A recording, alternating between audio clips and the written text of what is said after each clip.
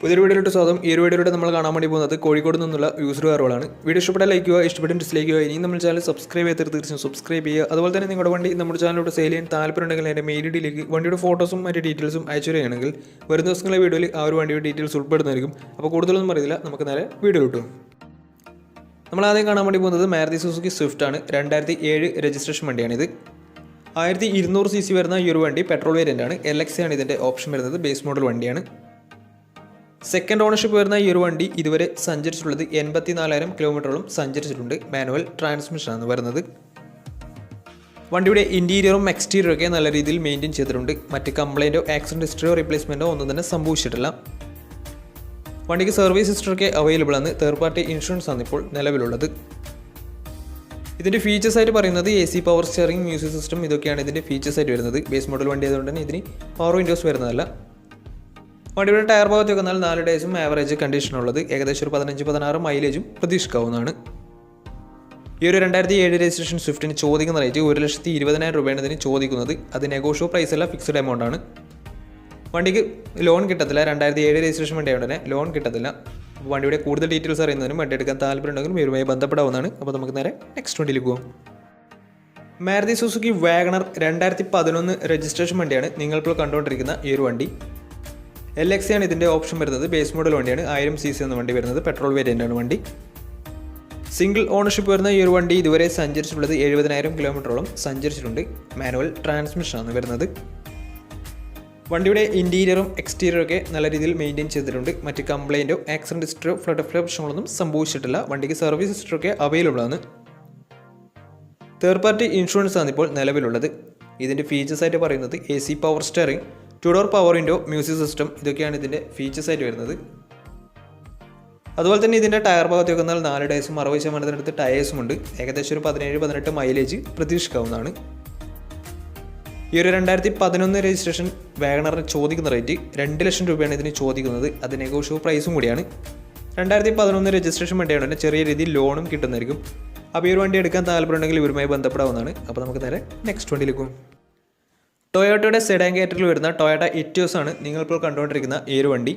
2015 registration വണ്ടിയാണിത്. 1.4 litre diesel എഞ്ചിനാണ് വണ്ടി. GD ആണ് ഇതിൻ്റെ ഓപ്ഷൻ വരുന്നത്. സിംഗിൾ ഓണർഷിപ്പ് വരുന്ന ഈ ഒരു വണ്ടി ഇതുവരെ സഞ്ചരിച്ചിട്ടുള്ളത് 80,000 കിലോമീറ്ററോളം സഞ്ചരിച്ചിട്ടുണ്ട്. മാനുവൽ ട്രാൻസ്മിഷനാണ് വരുന്നത്. വണ്ടിയുടെ ഇൻറ്റീരിയറും എക്സ്റ്റീരിയറും ഒക്കെ നല്ല രീതിയിൽ മെയിൻറ്റെയിൻ ചെയ്തിട്ടുണ്ട്. മറ്റ് കംപ്ലൈൻറ്റോ ആക്സിഡൻറ്റ് ഹിസ്റ്ററിയോ ഫ്ലഡ് പ്രശ്നങ്ങളോ റീപ്ലേസ്മെൻറ്റോ ഒന്നും തന്നെ സംഭവിച്ചിട്ടില്ല. വണ്ടിക്ക് സർവീസ് ഹിസ്റ്ററൊക്കെ അവൈലബിൾ ആണ്. അതുപോലെ തന്നെ ഫുൾ കവർ ഇൻഷുറൻസും വണ്ടിക്ക് അവൈലബിൾ ആണ്. ഒറിജിനൽ കേരള രജിസ്റ്റേർഡ് വണ്ടി തന്നെയാണ് ഇത്.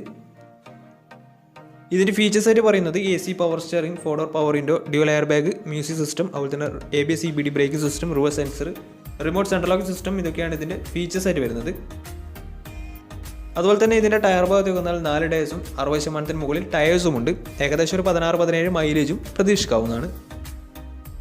ഈ ഒരു 2015 രജിസ്ട്രേഷൻ ഇറ്റിയോസിന് ചോദിക്കുന്ന റേറ്റ് 4 ലക്ഷം രൂപയാണ് ഇതിന് ചോദിക്കുന്നത്. അത് നെഗോഷ്യോ പ്രൈസും കൂടിയാണ്. 2015 രജിസ്ട്രേഷൻ വണ്ടിയാണ് തന്നെ നല്ലൊരു ട്രാക്ക് ലാസ്റ്റ് 80% ലോണും കിട്ടുന്നതായിരിക്കും. അപ്പോൾ ഈ ഒരു വണ്ടിയുടെ കൂടുതൽ ഡീറ്റെയിൽസ് അറിയുന്നതിനും വണ്ടി എടുക്കാൻ താല്പര്യമുണ്ടെങ്കിലും ഇവരുമായി ബന്ധപ്പെടാവുന്നതാണ്. അപ്പോൾ നമുക്ക് നേരെ നെക്സ്റ്റ് വണ്ടിയിലേക്ക് പോകും. 2010 രജിസ്ട്രേഷൻ മാരുതി സുസുക്കി സ്വിഫ്റ്റ് ആണ് നിങ്ങളിപ്പോൾ കണ്ടുകൊണ്ടിരിക്കുന്ന ഈ ഒരു വണ്ടി. VDI ആണ് ഇതിൻ്റെ ഓപ്ഷൻ വരുന്നത്. മിഡിൽ ഓപ്ഷൻ വണ്ടിയാണ്. ഡീസലിൽ മിഡിൽ ഓപ്ഷൻ വണ്ടിയാണ്. 1300 cc ആണ് വണ്ടി വരുന്നത്. സെക്കൻഡ് ഓണർഷിപ്പ് വരുന്ന ഈ ഒരു വണ്ടി ഇതുവരെ സഞ്ചരിച്ചിട്ടുള്ളത് 1 ലക്ഷം കിലോമീറ്ററോളം സഞ്ചരിച്ചിട്ടുണ്ട്. മാനുവൽ ട്രാൻസ്മിഷനാണ് വരുന്നത്. ഇതിൻ്റെ ഫീച്ചേഴ്സ് ആയിട്ട് പറയുന്നത് AC power steering, 4 door power window, music system, ഇതൊക്കെയാണ് ഇതിൻ്റെ ഫീച്ചേഴ്സ് ആയിട്ട് വരുന്നത്. അതുപോലെ തന്നെ വണ്ടിയുടെ ഇൻറ്റീരിയറും എക്സ്റ്റീരിയറും ഒക്കെ നല്ല രീതിയിൽ മെയിൻറ്റെയിൻ ചെയ്തിട്ടുണ്ട്. മറ്റ് കംപ്ലൈൻറ്റോ ആക്സിഡൻറ്റ് ഹിസ്റ്ററിയോ ഫ്ലഡ് പ്രശ്നങ്ങളൊന്നും സംഭവിച്ചിട്ടില്ല. വണ്ടിക്ക് സർവീസ് ഹിസ്റ്ററൊക്കെ അവൈലബിൾ ആണ്. തേർഡ് പാർട്ടി ഇൻഷുറൻസ് ആണ് ഇപ്പോൾ നിലവിലുള്ളത്. വണ്ടിയുടെ ടയർ ഭാഗത്തേക്ക് വന്നാൽ 4 ഡേയ്സും ആവറേജ് കണ്ടീഷനുള്ളത്. ഏകദേശം ഒരു 16-17 മൈലേജും പ്രതീക്ഷിക്കാവുന്നതാണ്. ഈ ഒരു 2010 രജിസ്ട്രേഷൻ സ്വിഫ്റ്റിന് ചോദിക്കുന്ന റേറ്റ് 1,70,000 രൂപയാണ് ഇതിന് ചോദിക്കുന്നത്. അത് നെഗോഷ്യോ പ്രൈസും കൂടിയാണ്. 2010 രജിസ്ട്രേഷൻ വണ്ടിയായതുകൊണ്ട് തന്നെ ചെറിയ രീതിയിൽ വണ്ടിക്ക് ലോണും കിട്ടുന്നതായിരിക്കും. അപ്പോൾ വണ്ടിയുടെ കൂടുതൽ ഡീറ്റെയിൽസ് അറിയുന്നതിനും വണ്ടി എടുക്കാൻ താല്പര്യമുണ്ടെങ്കിലും ഇവരുമായി ബന്ധപ്പെടാവുന്നതാണ്. അപ്പോൾ നമുക്ക് നേരെ നെക്സ്റ്റ് വണ്ടിയിലേക്ക് പോകും. 2010 രജിസ്ട്രേഷൻ ഷെവർലെറ്റ് ക്രൂസ് ആണ് നിങ്ങളിപ്പോൾ കണ്ടുകൊണ്ടിരിക്കുന്ന ഈ ഒരു വണ്ടി. LDZ എന്ന് പറയുന്ന ഓപ്ഷനാണ് ഇത്. ഡീസൽ വേരിയൻ്റ് ആണ് വണ്ടി. സെക്കൻഡ് ഓണർഷിപ്പ് വരുന്ന ഈ ഒരു വണ്ടി ഇതുവരെ സഞ്ചരിച്ചിട്ടുള്ളത് 90,000 കിലോമീറ്റർ അടുത്ത് സഞ്ചരിച്ചിട്ടുണ്ട്. ഓട്ടോമാറ്റിക് ട്രാൻസ്മിഷനാണ് വണ്ടി വരുന്നത്. ഇതിൻ്റെ ഇൻറ്റീരിയറും എക്സ്റ്റീരിയറും ഒക്കെ നല്ല രീതിയിൽ മെയിൻറ്റെയിൻ ചെയ്തിട്ടുണ്ട്. മറ്റ് കംപ്ലൈൻറ്റോ ആക്സിഡൻറ്റ് ഹിസ്റ്ററിയോ റീപ്ലേസ്മെൻറ്റോ ഒന്നും തന്നെ സംഭവിച്ചിട്ടില്ല. ഈ ഒരു വണ്ടിക്ക് തേർഡ് പാർട്ടി ഇൻഷുറൻസും അവൈലബിൾ ആണ്.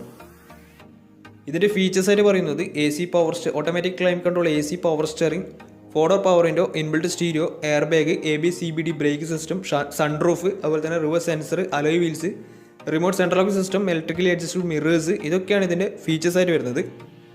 അതുപോലെ തന്നെ എല്ലാ ഫംഗ്ഷൻസും വർക്കിംഗ് തന്നെയാണ്. സൺറൂഫൊക്കെ വർക്കിംഗ് തന്നെയാണ്.